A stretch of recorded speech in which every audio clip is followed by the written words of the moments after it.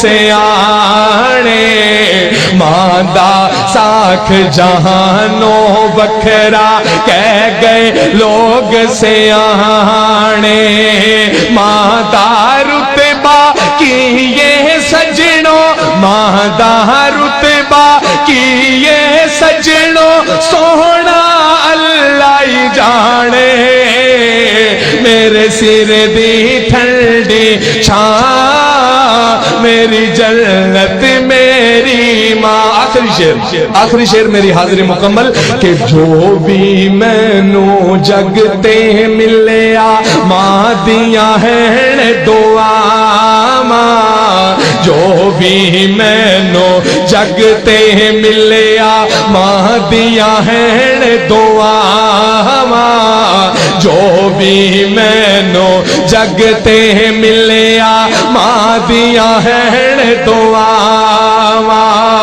ایویں نہیں میں کہندا پھردا ایویں نہیں میں کہندا پھردا ماواں ٹھنڈیاں چھاواں میرے سر دی ٹھنڈی چھاں میری جنت میری ماں کلیاں چھڈ کے ٹر گئی ہے کلیاں چھڈ کے ٹر گئی ہے میرے سر دی ٹھنڈی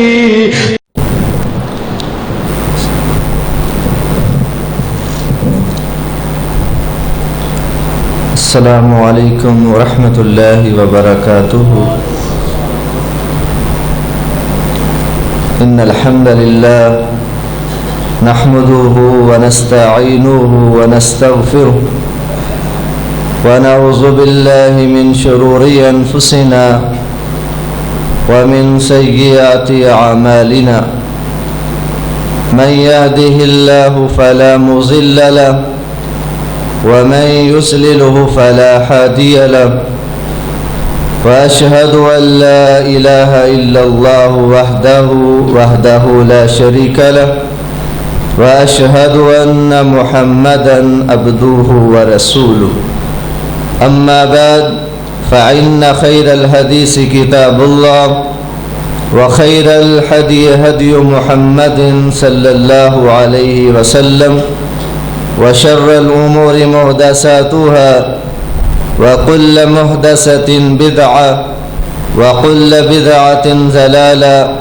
وكل ضلالة في النار سبحانك لا علم لنا إلا ما علمتنا إنك أنت العليم الحكيم أما بعد فأعوذ بالله من الشيطان الرجيم بسم الله الرحمن الرحيم ومن يتق الله يجعل له مخرجا ويرزقه من حيث لا يحتسب عن سعد بن سعد رضي الله تعالى عنه قال سمعت رسول الله صلى الله عليه وسلم إن الله يحب العبد التقي الغني الخفي رواہ المسلم۔ تمام قسم کی تعریفات کبریائی بڑائی برتری بزرگی اللہ وحدہ لا شریک کی ذات اقدس پر مختصر حمد و ثنا کے بعد درود و سلام انگنت لا تعداد آقائے دو جہاں سرور کون و مکان شمس الضحیٰ بدر الدجا آمنہ کے لال امام الانبیاء خطیب الانبیاء آپ کے اور میرے قائد اعظم مرشد اعظم جناب محمد الرسول اللہ صلی اللہ علیہ وآلہ وسلم کی ذات مقدس پر لاکھوں کروڑوں رحمتیں ہوں صحابہ کرام رضوان اللہ اجمعین پر، زندہ دل بزرگوں شیر دل نوجوان ساتھیوں، میری روحانی اسلامی بپردہ ماؤں اور بہنوں، قاری حبیب الرحمن ربانی حافظہ اللہ ان کی شفقت اور آپ کی محبت ہے، مجھ جیسے ادنا سے طالب علم کو چند من سننا گوارا کیا۔ اللہ سے دعا ہے اللہ رب العالمین مجھے حق سچ بیان کرنے کا اور ہم سب کو اس پہ عمل کرنے کی توفیق عطا فرمائے۔ محترم بھائیو، دنیا میں ہر انسان یہ چاہتا ہے کہ مجھے کامیابی مل جائے، دنیا میں میرا نام روشن ہو جائے، دنیا میں مجھے ایک مقام مل جائے، عزت مل جائے۔ میں آپ کو صرف ایک ہی نسخہ بتلانا چاہتا ہوں کہ کیسا وہ عمل ہے جس کے عمل کرنے سے اللہ رب العالمین انسان سے محبت فرماتے ہیں۔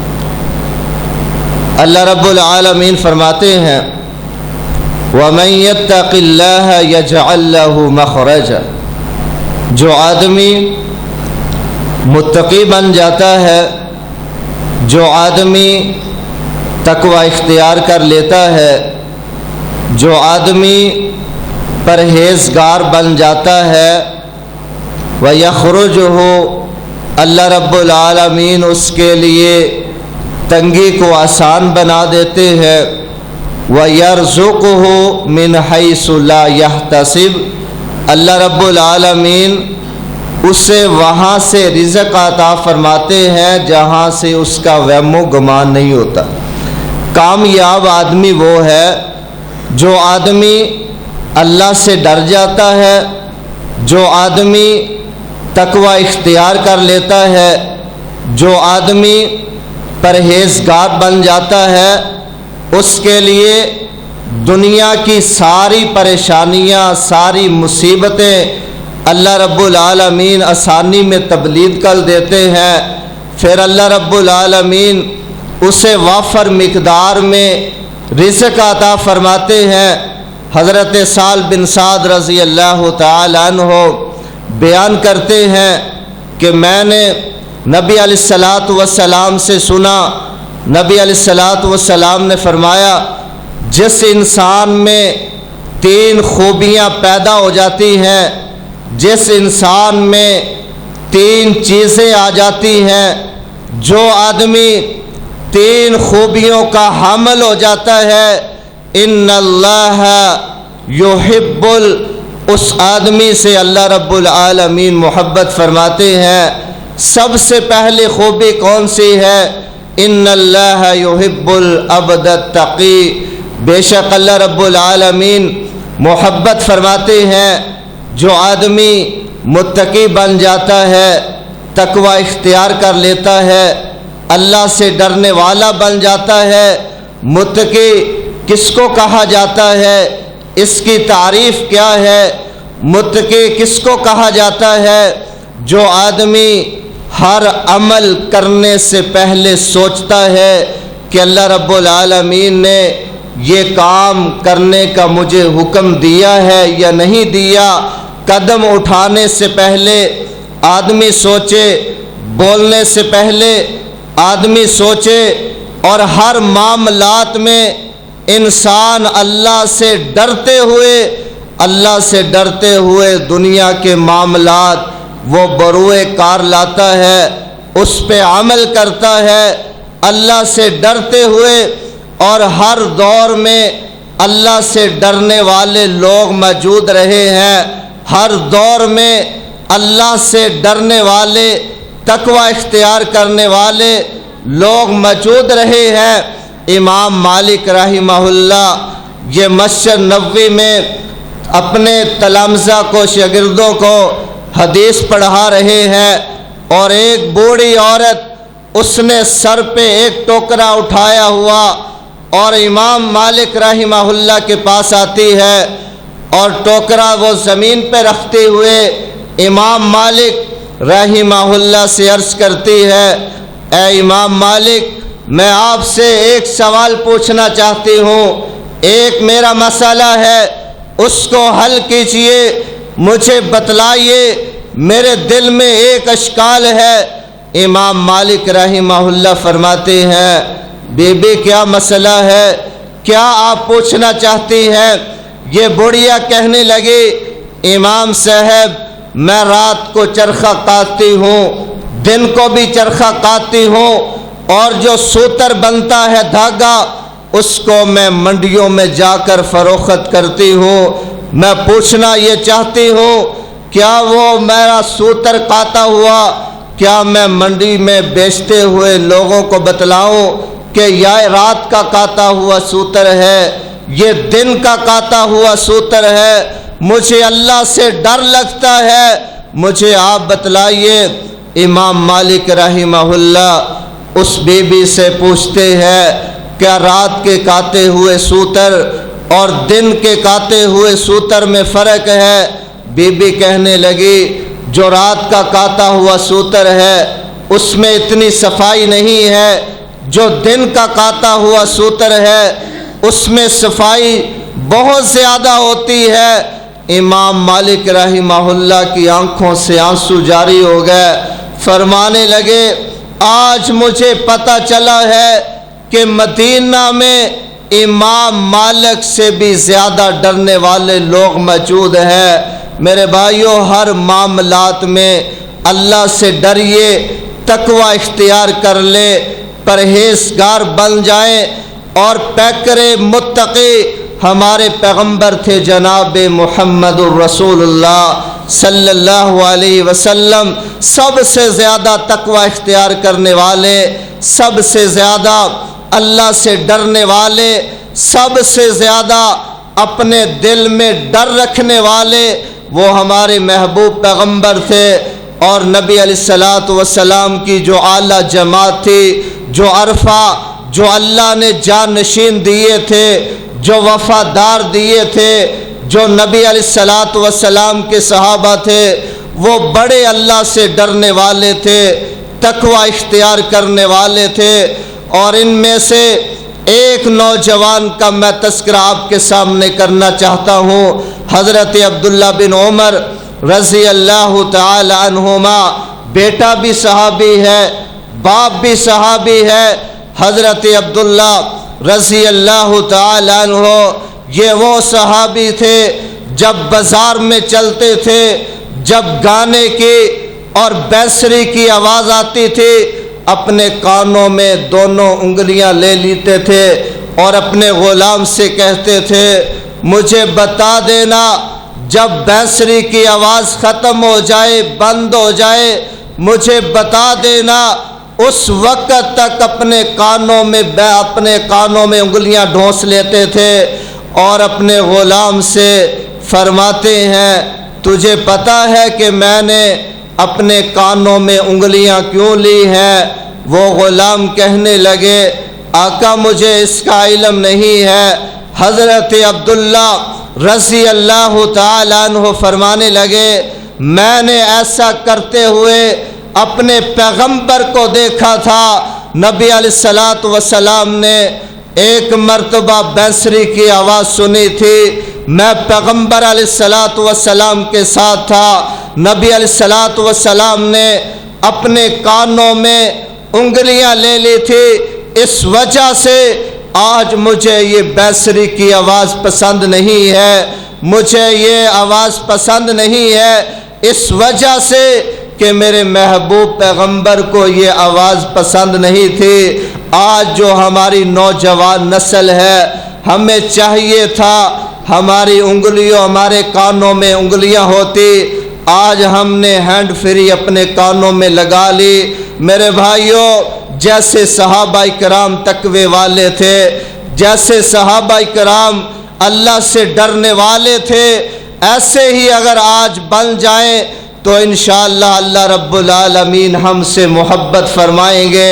حضرت عبداللہ بن عمر رضی اللہ تعالی عنہما اپنے غلام کو ساتھ لیتے ہیں، دور کا سفر شروع کرتے ہیں، ساتھ کھانا بھی موجود ہے، اور چلتے ہوئے دوپہر کا وقت آتا ہے، اپنے غلام سے کہتے ہیں اے میرے بھائی ہم تھوڑا آرام کر لیتے ہیں، اس درخت کے نیچے اس سائے میں ہم تھوڑی دیر بیٹھ جاتے ہیں اور غلام بیٹھ جاتا ہے۔ حضرت عبداللہ رضی اللہ تعالیٰ عنہ وہ بھی بیٹھ جاتے ہیں، اپنے غلام سے کہتے ہیں آپ دسترخوان لگائیں، کھانا دوپہر کا کھاتے ہیں۔ دیکھیں، غور فرمائیں، اور غلام نے دسترخوان لگا دیا، کھانا لگا دیا گیا۔ حضرت عبداللہ رضی اللہ تعالیٰ عنہ نے ایک آدمی کو دیکھا جو بکریوں کا چرواہا تھا، بکریاں چروا رہا تھا۔ حضرت عبداللہ رضی اللہ تعالیٰ عنہ نے اس کو اپنے پاس بلایا۔ بلاتے ہوئے حضرت عبداللہ رضی اللہ تعالیٰ عنہ فرمانے لگے، آئے ہمارے ساتھ بیٹھ کر کھانا کھائے۔ اور وہ جو بکریوں کا چرواہا تھا، جو ایک غلام تھا، جو ایک خادم تھا، جو ایک نوکر تھا، اور وہ کہنے لگا اے عبداللہ انی صائم، میں روزے کی حالت میں ہوں۔ حضرت عبداللہ رضی اللہ تعالیٰ عنہ کے دل میں خیال آیا، اتنی تپتی دھوپ ہے، گرمی کا موسم ہے، یہ بکریوں کے پیچھے بھی ہے، اور اس نے دوپہر کا گرمیوں کا روزہ رکھا ہوا ہے۔ اتنا اللہ سے ڈرنے والا، اتنا پرہیزگار، اتنا متقی آدمی، اور دل میں خیال آیا میں اس کو آزماتا ہوں کہ یہ کتنا اللہ سے ڈرنے والا ہے۔ حضرت عبداللہ رضی اللہ تعالیٰ عنہ اس سے فرمانے لگے آپ مجھے ایک بکری فروخت کر دیں۔ اور وہ چرواہا کہنے لگا اے عبداللہ میں ان بکریوں کا مالک نہیں ہوں، یہ بکریاں میری نہیں ہیں، میں خادم ہوں۔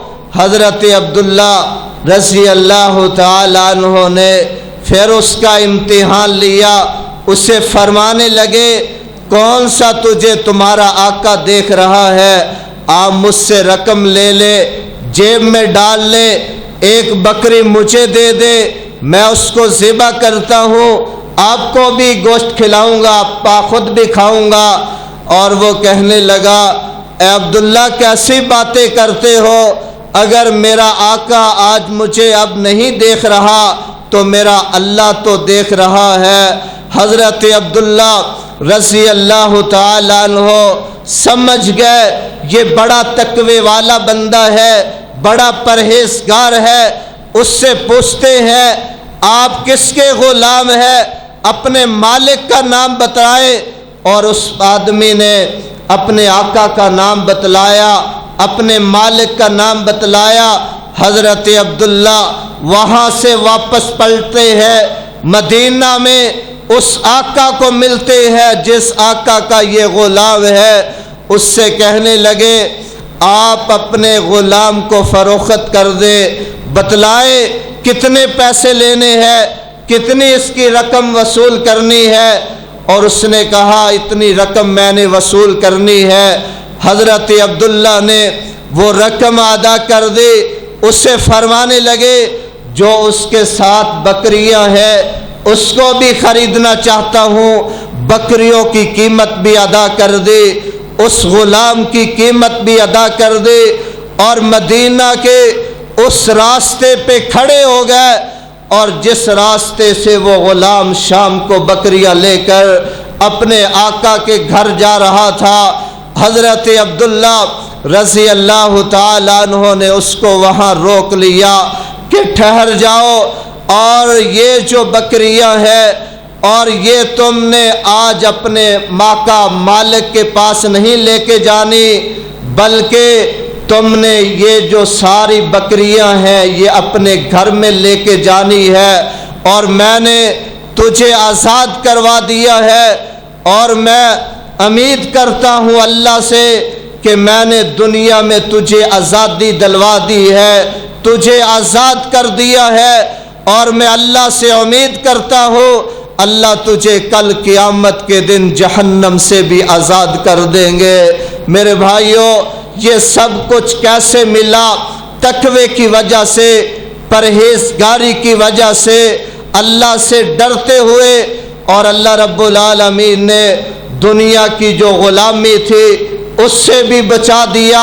اگر انشاءاللہ اگر نوجوان نسل متقی بن جائے، اللہ پہ توکل کرنے والے بن جائیں، اللہ سے پرہیزگاری کا وعدہ کر لے، تو انشاءاللہ دنیا میں کوئی ایسا کافر، کوئی ایسا یہودی نہیں ہے جو مسلمانوں کو اپنا غلام بنا لے۔ آج یہی وجہ ہے مسلمان دنیا میں غلام کیوں ہے، دنیا میں مسلمان آج بیکاری کیوں ہے، دنیا میں آج مسلمان ذلیل کیوں ہو رہے ہیں؟ ہمارے اندر تقوی نہیں ہے، ہمارے اندر پرہیزگاری نہیں ہے، ہم نے یہود و نصارہ کے طرز عمل پہ زندگی گزارنا شروع کر دی، ہم نے پیغمبر علیہ الصلاۃ والسلام کے طریقے کو چھوڑ دیا ہے، پیغمبر علیہ الصلاۃ والسلام کی سنت کو ہم نے پس پش ڈال دیا ہے، ہم نے یہود و نصارہ کے جو رسم و رواج تھے ہم نے اس کو آج اپنا لیا ہے۔ اس وجہ سے ہم دنیا میں ذلیل و خوار ہو رہے ہیں۔ نبی علیہ الصلاۃ والسلام نے فرمایا جو آدمی متقی بن جاتا ہے، تقوی اختیار کر لیتا ہے، اللہ سے ڈرنے والا بن جاتا ہے، ایسے انسان سے اللہ رب العالمین محبت فرماتے ہیں۔ صحابہ کرام رضوان اللہ اجمعین اللہ سے ڈرنے والے تھے، تقوی اختیار کرنے والے تھے۔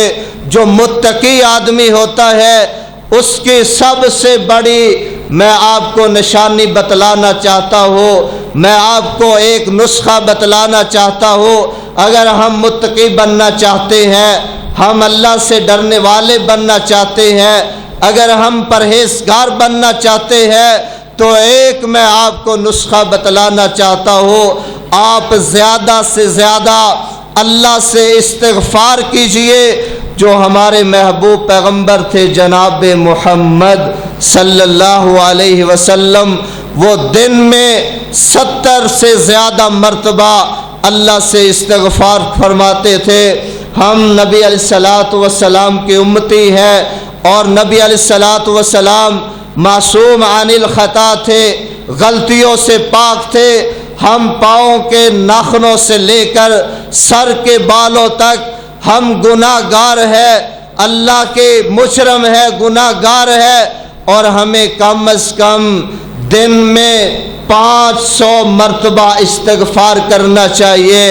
اس کا فائدہ کیا ہوگا میں آپ کو بتلانا چاہتا ہوں، ایک واقعہ آپ کے سامنے رکھنا چاہتا ہوں۔ جو آدمی متقی ہوتا ہے وہ سب سے زیادہ استغفار کرتا ہے۔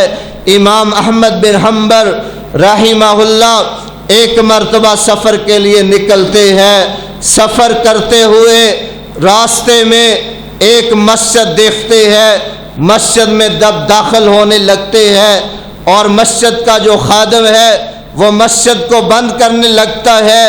امام احمد بن حنبل رحمہ اللہ فرماتے ہیں کہ میں نے مسجد میں تھوڑی دیر ٹھہرنا ہے، میں نے نماز بھی پڑھنی ہے۔ اور وہ خادم کہنے لگا اب نماز کا وقت ختم ہو چکا ہے، اب ہم مسجد کو بند کرنے لگے ہیں۔ یہ باتیں ہو رہی تھی، قریب سے ایک آدمی گزرتا ہوا، اس نے یہ واقعہ سنا، باتوں کو سنا، اور وہ اس خادم کے پاس آتا ہے، اسے کہنے لگا یہ لگتا ہے مجھے کوئی مسافر ہے، اس کو میں اپنے ساتھ لے جانا چاہتا ہوں۔ امام احمد بن حنبل رحمہ اللہ معاشرے کے سب سے بڑے متقی آدمی تھے، سب سے بڑے محدث تھے، سب سے بڑے امام تھے۔ جب دنیا سے فوت ہوتے ہیں، دنیا سے جاتے ہیں، 7 لاکھ افراد اس کے جنازے میں شرکت کرتے ہیں۔ اس وقت کوئی آج کی سہولت موجود نہیں تھی جو آج ہمارے پاس سہولتیں موجود ہے۔ بغیر سہولت کے اتنا بڑا مجمع امام احمد بن حنبل کے جنازے میں موجود تھا۔ یہ تھے متقی آدمی، اور وہ آدمی امام احمد بن حنبل رحمہ اللہ کو اپنے ساتھ لے کر اپنے گھر میں لے جاتے ہیں، گھر میں امام صاحب کو بٹھاتے ہیں، اس کو کھانا کھلاتے ہیں، اس کی ضیافت کرتے ہیں۔ اور وہ آدمی کون تھا؟ ایک نان لگانے والا آدمی تھا، معمولی سا آدمی تھا، اور وہ آٹا گوندنے لگا۔ جب آٹا گوندتا ہے اور پڑھتا ہے استغفر اللہ استغفر اللہ استغفر اللہ، امام احمد بن حنبل رحمہ اللہ قریب بیٹھے اس سے پوچھتے ہیں، اللہ کے بندے مجھے بتلا تمہارے استغفار نے تجھے فائدہ بھی دیا ہے یا نہیں دیا؟ اور وہ آدمی کہنے لگا، اے مسافر، جب سے میں نے استغفار کو لازم پکڑا ہے، اللہ ذوالجلال کی قسم ہے، میں بڑا فقیر آدمی تھا، بڑا تنگ دستی میں زندگی گزارنے والا تھا، میرے گھر میں ایک وقت کا کھانا بھی میسر نہیں ہوتا تھا۔ جب سے میں نے استغفار کو شروع کیا، اللہ نے مجھے غنی کر دیا، اللہ نے مجھے مالا مال کر دیا۔ میرے پاس اولاد موجود نہیں تھی، جب سے استغفار شروع کیا اللہ نے مجھے اولاد سے نواز دیا۔ جب میں دعا کرتا ہوں اللہ استغفار کی برکت سے میری دعا کو قبول فرماتے ہیں۔ جب میرے دل میں خواہش آتی ہے میری خواہش کو اللہ پورا کر دیتے ہیں، لیکن ایک خواہش ابھی تک باقی ہے جو ابھی تک پوری نہیں ہوئی۔ امام احمد بن حنبل رحمہ اللہ پوچھتے ہیں، بتلا وہ تمہاری خواہش کون سی ہے؟ وہ کہنے لگا، صرف ایک خواہش میری ابھی باقی ہے جو ابھی پوری نہیں ہوئی، وہ یہ ہے میرے دل میں خیال ہے ہمارے معاشرے میں، اس زمانے میں، اس صدی میں ایک امام ہے جس کو امام احمد بن حنبل رحمہ اللہ کے نام سے یاد کیا جاتا ہے۔